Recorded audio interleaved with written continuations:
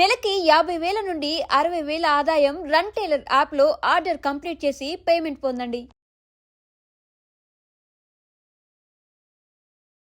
ఇది జరుగుతుంది అని మనిషి కనుక్కున్నాడు తప్ప ఇలా జరగడాన్ని ఇలా జరగాలి అని చెప్పని మనిషి అయితే చేయలేదు కదా.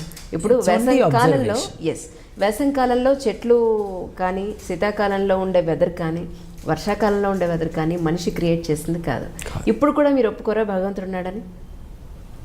మీరు అన్నదానికి మీరు అడిగిన క్వశ్చన్కి అసలు సంబంధమే లేదు. నిజానికి మనిషి క్రియేట్ చేయలేదు ఈ ప్రపంచాన్ని, మనిషి క్రియేట్ చేయలేదు. ఇది టీవీ డిబేట్ అనుకుందామండి. ఏంటండి మీరు అన్నదానికి అర్థం చెప్పండి నాకు. అసలు ఈ అబ్జర్వేషన్కి దేవుడు ఉన్నాడని మీరు అంటున్నారు, ఎట్లా అంటున్నారు చెప్పండి. ఇప్పుడు అంటే ఈ ప్రపంచాన్ని మనిషి కాదు కదా క్రియేట్ చేసింది, మనిషిని క్రియేట్ చేసింది ఎవరు అలా అనుకుంటే? మీరు క్రియేషన్ అన్నప్పుడు క్రియేటర్ని ఎత్తుక్కుంటారు. సరే, క్రియేటర్ ఎవరు? అసలు మనిషి ఇవాల్వ్ అయ్యాడు కదా, క్రియేట్ కాలేదు కదా. అంటే మీ పదాలకి మీరు బానిసలు అయిపోయి ఆ భావాలకి మీరు దాసోహం అన్నాక క్లియర్ థింకింగ్ అన్నదా టీవీ డిబేట్ ఆపేద్దాం. I will explain. చెప్పండి. అంటే ఏంటంటే సృష్టి అని అన్నాక సృష్టికర్తని ఎత్తుక్కుంటారు, తల్లిదండ్రులు అన్నాక తల్లి తండ్రిని ఎత్తుక్కుంటారు. అంటే మీ భాషలో ఒక కాన్సెప్ట్ ఉంది, ఆ కాన్సెప్ట్ని వాడుకుని మీరు ఆ పదం యొక్క కాన్సిక్వెన్సెస్ని వెతుక్కుంటున్నారు. ఓకే, కానీ సృష్టి ఆవిర్భవించింది కదా, పుట్టలేదు కదా. సృష్టి అన్న పదం తప్పు కదా. So I will now help you revise this statement. ఈ విశ్వం యొక్క ఆవిర్భావం అనాలి, విశ్వం యొక్క సృష్టి అనకూడదు. ఎప్పుడైతే సృష్టి అంటారో మీరు సృష్టికర్తను వెతుక్కుంటారు. సో ఈ భగవంతుడు అన్న ఐడియాకి దీనికి సంబంధం లేదు. వానాకాలంలో వాన పడుతుంది అని చెప్పడానికి తెలివక్కర్లేదండి. అక్కడి నుండి తీసుకొచ్చి ఇదంతా కూడా భగవంతుడి లింక్ అయిందన్న దాంట్లో పెద్ద లాజికల్ ప్రాబ్లం ఉందండి. ఒకసారి ఆలోచించుకోండి. రైట్. బట్ మనం ఈ అబ్జర్వేషన్ ఆఫ్ ది యూనివర్స్ ఏదైతే ఉందో, ఎంతో కాలం, కొన్ని వేల సంవత్సరాల పాటు మానవాళి తన మనుగడ కోసం, సర్వైవల్ కోసం ఈ అబ్జర్వేషన్ చేయటం, చేసిన అబ్జర్వేషన్ నాలెడ్జ్ని వేరే వారికి పాస్ చేయటం, ఇట్స్ ఎ గ్రాండ్ అచీవ్మెంట్ అండి. ఇప్పుడు లాస్కో గుహలు ఉన్నాయి, నేను ఇందాక చెప్పిన ఫ్రాన్స్ గుహలు. ఆ గుహల్లో ప్రతి సంవత్సరము జూన్ 1 తేదీన ఈ సూర్యకిరణాలన్నీ పోయి ఒక స్పాట్లో పడతాయి అని వాళ్ళు గమనించారండి. గమనించి అక్కడ ఒక రాయి పెట్టారండి. రాయి పెట్టినందుకు అక్కడ కిరణాలు వెళ్ళలా, కిరణాలు వెళ్తున్న చోట మీరు రాయి పెట్టారు. తేడా లేదు, చాలా తేడా. ఇది అబ్జర్వేషన్.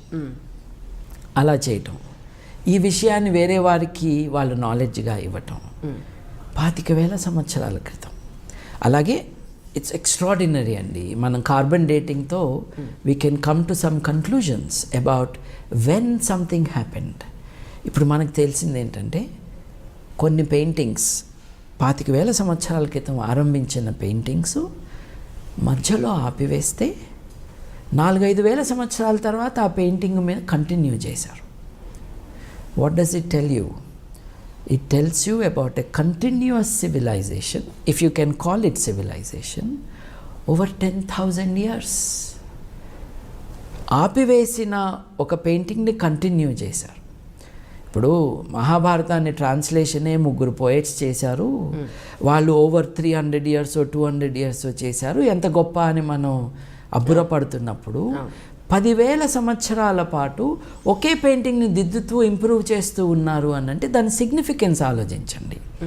భాష కూడా లేదు, బహుశా ఇంకొక రకమైన ఎక్విప్మెంట్ లేదు, ఇంకొక రకమైన అచీవ్మెంట్ లేదు. అంటే భూమి కూడా ఒక గ్రహమే అనుకున్నప్పుడు మిగతా గ్రహాల్లో ఎక్కడా మనుషులు లేరు కదా, ఈ గ్రహం మీద మాత్రమే ఎందుకు ఉండాలి? అసలు మనిషి పుట్టాల్సిన అవసరం ఏముంది అన్న పాయింట్కి వస్తే మళ్ళీ మీరు ఇంకొక హైపర్ లింక్ నొక్కేసి ఎక్కడికో వెళ్ళారు. ఇప్పుడు civilization is long and it can sustain itself అన్నది మనకు ఒక లెసన్. 25,000 సంవత్సరాల క్రితం సూర్యుడి కాంతి ఇక్కడికి వస్తుంది అని చూసుకుని బొమ్మలు గీశారు అని అంటే, అప్పటి నుండి బాబిలోనియన్లో ఒక 6-7 వేల సంవత్సరాల క్రితం చేసిన అబ్జర్వేషన్స్కి, ఆ నాలెడ్జ్ అక్యుములేటెడ్ అబ్జర్వేషన్స్ నుంచి వాళ్ళు గ్రహణాల ప్రెడిక్షన్స్కి వచ్చారు. ఓకే. గ్రహణాలు ఎప్పుడు వస్తాయి ఏమిటి అని 20,000 సంవత్సరాల పాటు మీరు as a civilization, continuous civilization, painting గురించి చెప్పింది అందుకే, అర్థమైంది సార్ నాకు. You accumulate knowledge, then you are able to see a pattern. ఈ తేదీన, ఈ రోజున, ఈ టైంకి మనం అంటున్న సూర్యోదయం జరుగుతుంది, మనం అంటున్న సూర్యాస్తమం జరుగుతుంది అని మనం చెప్పగలుగుతున్నాం. It is the accumulated knowledge of humanity. అది బాబిలోనియన్లు they could put together in a tabular column. Tabular column అంటే ఏంటండి? క్యాలెండర్ ఎలా అయితే మనం చేసుకుంటామో ఎగ్జాక్ట్లీ అలాగే టాబ్యులర్ కాలమ్ అంటే ఏంటండి? రైల్వే టైం టేబుల్ లాంటిది. ఓకే. రైల్వే టైం టేబుల్ చేతిలో పెట్టుకుంటే మీరు రేపొద్దున్న డీరైల్మెంట్ జరగకపోతే ఢిల్లీకి వెళ్ళే ఏపీ ఎక్స్ప్రెస్సో లేకపోతే ఇంకొకడికో వెళ్ళే రాజధానియో ఎన్నింటికి మొదలవుతుంది, ఎన్నింటికి బయలుదేరుతుంది, ఎన్నింటికి వస్తుంది చెప్పగలరు కదండి. రైల్వే టైం టేబుల్ నా చేతిలో ఉంది కాబట్టి నీ పెళ్ళి ఎప్పుడు చెప్తాను అంటే కుదరదు. అట్లాగే నీ ఆరోగ్యం బాగాలేదా, విషయంలో మీరు ఖండించింది అక్కడ. ఎగ్జాక్ట్. నీ ఆరోగ్యం బాగాలేదా, రైల్వే టైం టేబుల్ చూసి చెప్తా ఆగు, నీ ఆరోగ్యం ఎప్పుడు బాగా అవుతుందంటే అర్థం ఉందండి? నో.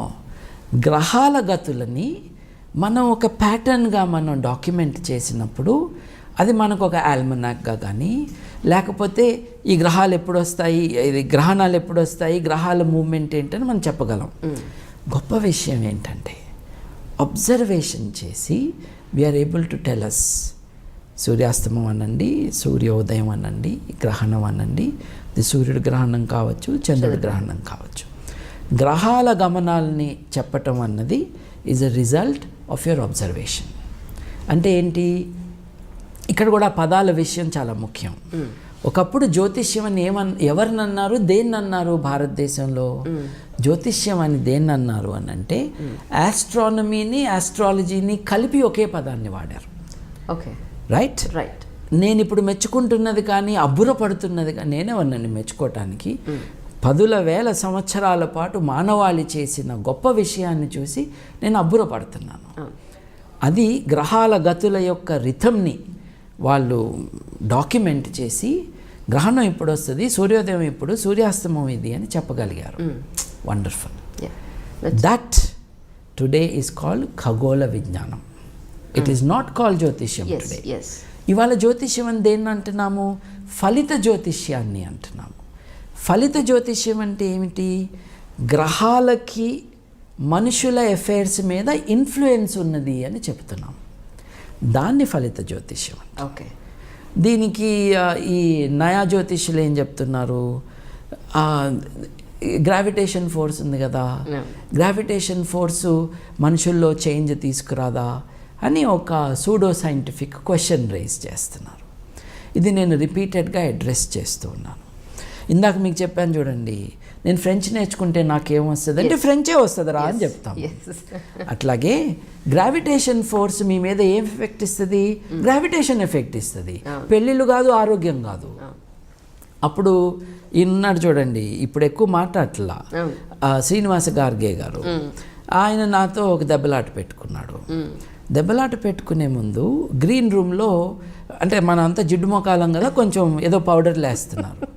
ఈ పౌడర్లు వేస్తా ఉంటే ఆయన అక్కడ నుంచుని, ఏమనుకున్నావు, నేను గాజులు తొడుక్కున్నాను అనుకున్నావా అన్నాడు. నేను అన్నాను, గాజులు తొడుక్కుంటే తప్పేంటండి, ఈ దేశంలో దాదాపు సగం మంది గాజులు వేసుకుంటారు కదా, మీకేంటి ఇబ్బంది అన్న అంటే ఆయన కొంచెం అవాక్కయ్యాడు అనమాట. It tells you something. గాజులు వేసుకున్న వాళ్ళు పవర్ఫుల్ కాదు అని వాళ్ళ మైండ్లో ఉంది. ఆడవారి పట్ల ఉన్న చులకన భావం ఇక్కడ కూడా బయటపడింది. సో బేసిక్గా మనం అండర్స్టాండ్ చేసుకోవాల్సింది ఏంటి అని అంటే, ఇవాళ మనం జ్యోతిష్యం అని దేనంటున్నామో, ఒకప్పుడు జ్యోతిష్యం అంటే it was knowledge of the movement of planets. గ్రహాల గతులను అర్థం చేసుకునే విజ్ఞానాన్ని జ్యోతిష్యం అనేవాళ్ళు. దానితో పాటు ఫలిత జ్యోతిష్యం కూడా ఉండేది.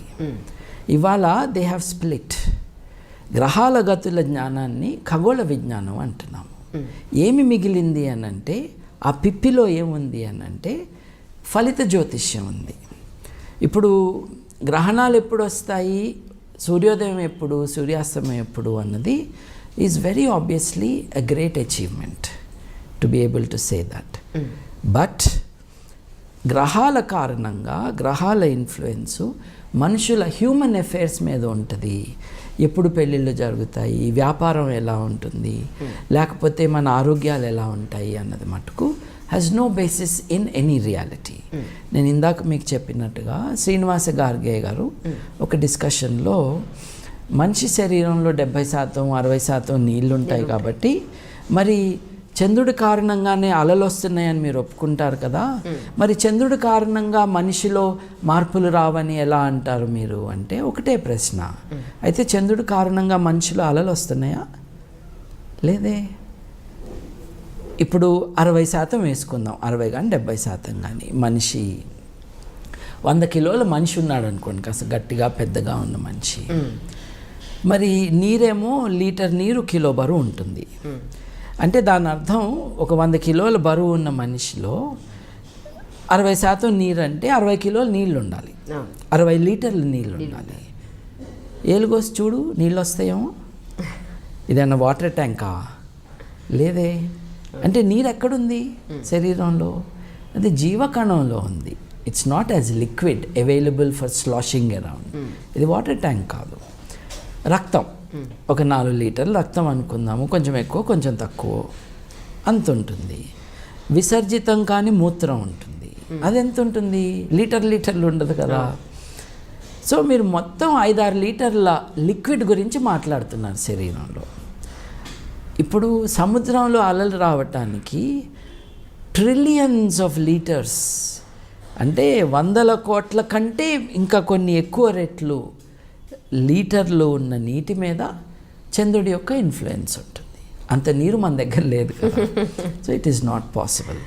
అంటే సైన్స్ పదజాలాన్ని వాడుకుంటూ ఈ వ్యాపారాన్ని నిలబెట్టుకోవటానికి రకరకాల ఇంటర్ప్రిటేషన్స్.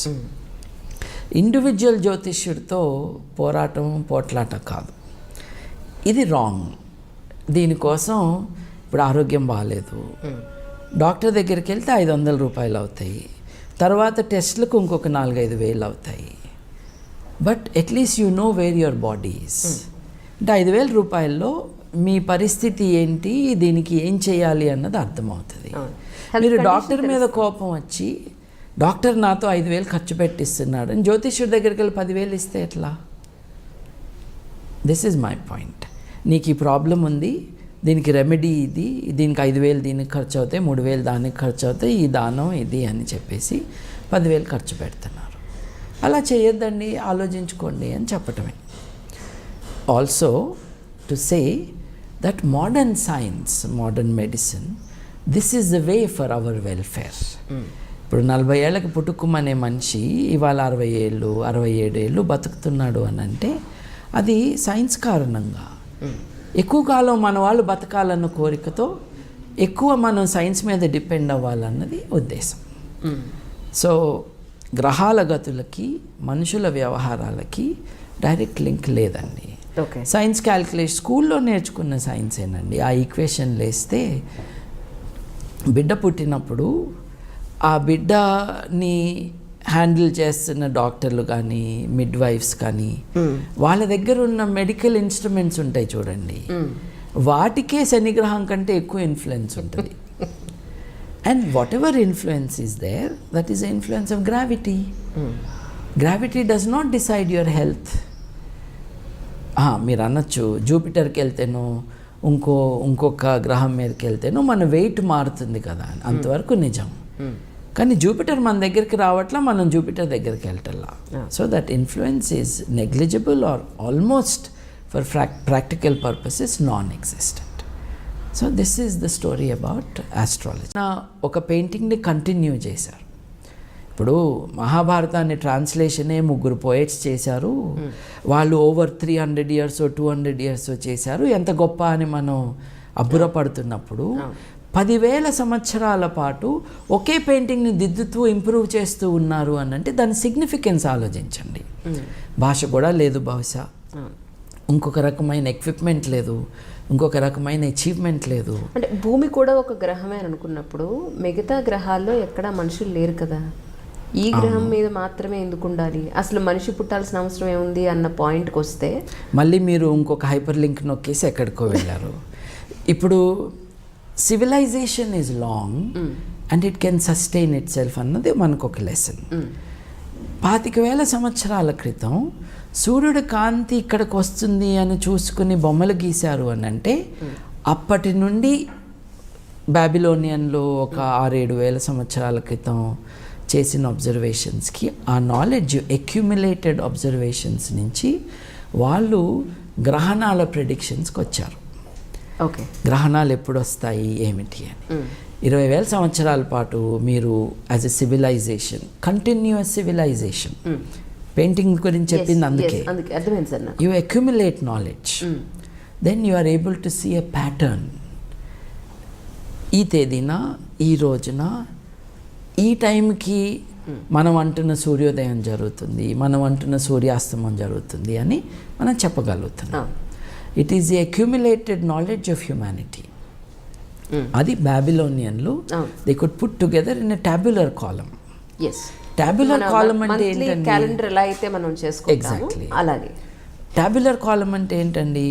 రైల్వే టైం టేబుల్ లాంటిది. ఓకే, రైల్వే టైం టేబుల్ చేతిలో పెట్టుకుంటే మీరు రేపొద్దున్న డీరైల్మెంట్ జరగకపోతే ఢిల్లీకి వెళ్ళే ఏపీ ఎక్స్ప్రెస్సో లేకపోతే ఇంకొక్కడికో వెళ్ళే రాజధానియో ఎన్నింటికి మొదలవుతుంది, ఎన్నింటికి బయలుదేరుతుంది, ఎన్నింటికి వస్తుంది చెప్పగలరు కదండి. రైల్వే టైం టేబుల్ నా చేతిలో ఉంది కాబట్టి నీ పెళ్ళి ఎప్పుడు చెప్తాను అంటే కుదరదు. అట్లాగే నీ ఆరోగ్యం బాగాలేదా, మీరు ఖండించింది అక్కడ, ఎగ్జాక్ట్, నీ ఆరోగ్యం బాగాలేదా రైల్వే టైం టేబుల్ చూసి చెప్తాగు నీ ఆరోగ్యం ఎప్పుడు బాగా అవుతుందంటే అర్థం ఉందండి. నో, గ్రహాల గతులని మనం ఒక ప్యాటర్న్గా మనం డాక్యుమెంట్ చేసినప్పుడు అది మనకు ఒక ఆల్మనాక్గా కానీ లేకపోతే ఈ గ్రహాలు ఎప్పుడు వస్తాయి, ఇది గ్రహణాలు ఎప్పుడు వస్తాయి, గ్రహాల మూవ్మెంట్ ఏంటని మనం చెప్పగలం. గొప్ప విషయం ఏంటంటే అబ్జర్వేషన్ చేసి we are able to tell us సూర్యాస్తమం అనండి, సూర్యోదయం అనండి, గ్రహణం అనండి, ఇది సూర్యుడి గ్రహణం కావచ్చు, చంద్రుడి గ్రహణం కావచ్చు. గ్రహాల గమనాలని చెప్పటం అన్నది is a result of your observation. అంటే ఏంటి, ఇక్కడ కూడా పదాల విషయం చాలా ముఖ్యం.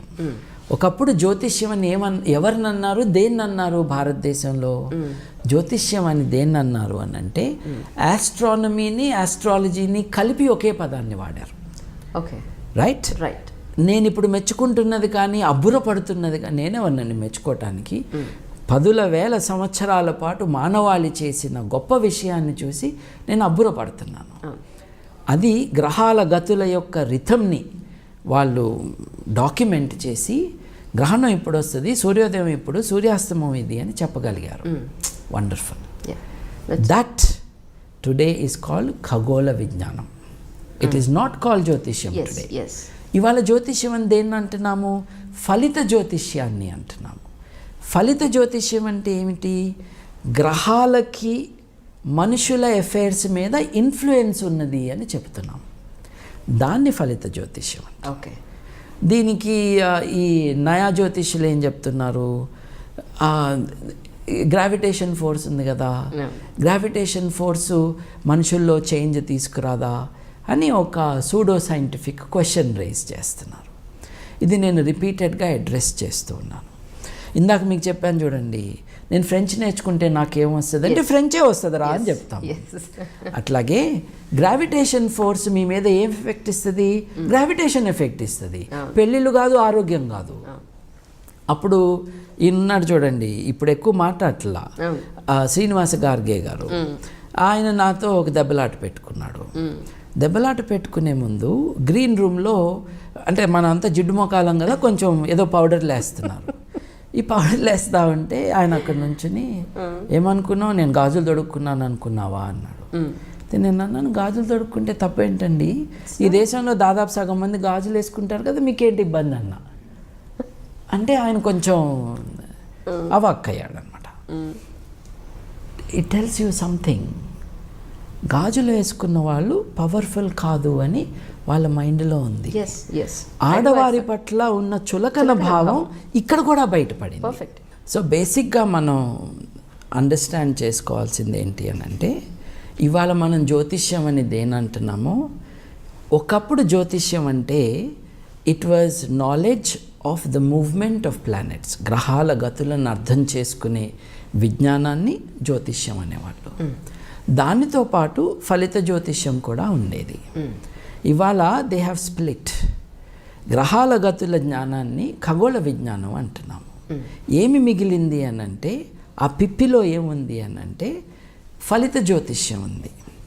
ఇప్పుడు గ్రహణాలు ఎప్పుడు వస్తాయి, సూర్యోదయం ఎప్పుడు, సూర్యాస్తమయం ఎప్పుడు అన్నది is very obviously a great achievement to be able to say that. But గ్రహాల కారణంగా, గ్రహాల ఇన్ఫ్లుయెన్సు మనుషుల హ్యూమన్ అఫైర్స్ మీద ఉంటుంది. ఎప్పుడు పెళ్ళిళ్ళు జరుగుతాయి, వ్యాపారం ఎలా ఉంటుంది, లేకపోతే మన ఆరోగ్యాలు ఎలా ఉంటాయి అన్నది మటుకు has no basis in any reality. నేను ఇందాక మీకు చెప్పినట్టుగా శ్రీనివాస గార్గే గారు ఒక డిస్కషన్లో మనిషి శరీరంలో 70% 60% నీళ్ళు ఉంటాయి కాబట్టి మరి చంద్రుడి కారణంగానే అలలు వస్తున్నాయని మీరు ఒప్పుకుంటారు కదా, మరి చంద్రుడి కారణంగా మనిషిలో మార్పులు రావని ఎలా అంటారు మీరు అంటే ఒకటే ప్రశ్న. అయితే చంద్రుడి కారణంగా మనిషిలో అలలు వస్తున్నాయా? లేదే. ఇప్పుడు 60% వేసుకుందాం, 60 కానీ 70% కానీ. మనిషి 100 కిలోల మనిషి ఉన్నాడు అనుకోండి, కాస్త గట్టిగా పెద్దగా ఉన్న మనిషి. మరి నీరేమో లీటర్ నీరు కిలో బరువు ఉంటుంది. అంటే దాని అర్థం ఒక 100 కిలోల బరువు ఉన్న మనిషిలో 60% నీరు అంటే 60 కిలోలు నీళ్ళు ఉండాలి, 60 లీటర్లు నీళ్ళు ఉండాలి. ఏలుగోసి చూడు, నీళ్ళు వస్తాయేమో. ఇదన్నా వాటర్ ట్యాంకా? లేదే. అంటే నీరు ఎక్కడుంది శరీరంలో? అది జీవకణంలో ఉంది. It's not as liquid available for sloshing around. ఇది వాటర్ ట్యాంక్ కాదు. రక్తం ఒక 4 లీటర్లు రక్తం అనుకుందాము, కొంచెం ఎక్కువ కొంచెం తక్కువ అంత ఉంటుంది. విసర్జితం కానీ మూత్రం ఉంటుంది, అది ఎంత ఉంటుంది? లీటర్లు ఉండదు కదా. సో మీరు మొత్తం 5-6 లీటర్ల లిక్విడ్ గురించి మాట్లాడుతున్నారు శరీరంలో. ఇప్పుడు సముద్రంలో అలలు రావటానికి ట్రిలియన్స్ ఆఫ్ లీటర్స్, అంటే 100 కోట్ల కంటే ఇంకా కొన్ని ఎక్కువ రెట్లు లీటర్లు ఉన్న నీటి మీద చంద్రుడి యొక్క ఇన్ఫ్లుయెన్స్ ఉంటుంది. అంత నీరు మన దగ్గర లేదు కదా. So it is not possible. అంటే సైన్స్ పదజాలాన్ని వాడుకుంటూ ఈ వ్యాపారాన్ని నిలబెట్టుకోవటానికి రకరకాల ఇంటర్ప్రిటేషన్స్. ఇండివిజువల్ జ్యోతిష్యుడితో పోట్లాట కాదు, ఇది రాంగ్. దీనికోసం ఇప్పుడు ఆరోగ్యం బాగాలేదు, డాక్టర్ దగ్గరికి వెళ్తే 500 రూపాయలు అవుతాయి, తర్వాత టెస్ట్లకు ఇంకొక 4-5 వేలు అవుతాయి. But at least you know where your body is. అంటే 5,000 రూపాయల్లో మీ పరిస్థితి ఏంటి, దీనికి ఏం చేయాలి అన్నది అర్థమవుతుంది. మీరు డాక్టర్ మీద కోపం వచ్చి డాక్టర్ నాతో 5,000 ఖర్చు పెట్టిస్తున్నాడు అని జ్యోతిష్యుడి దగ్గరికి వెళ్ళి 10,000 ఇస్తే ఎట్లా? This is my point. నీకు ఈ ప్రాబ్లం ఉంది, దీనికి రెమెడీ ఇది, దీనికి 5,000 దీనికి ఖర్చు అవుతాయి, 3,000 దానికి ఖర్చు అవుతాయి, ఈ దానం ఇది అని చెప్పేసి 10,000 ఖర్చు పెడుతున్నారు. అలా చేయొద్దండి, ఆలోచించుకోండి అని చెప్పటమే. Also to say that modern science, modern medicine, this is the way for our welfare.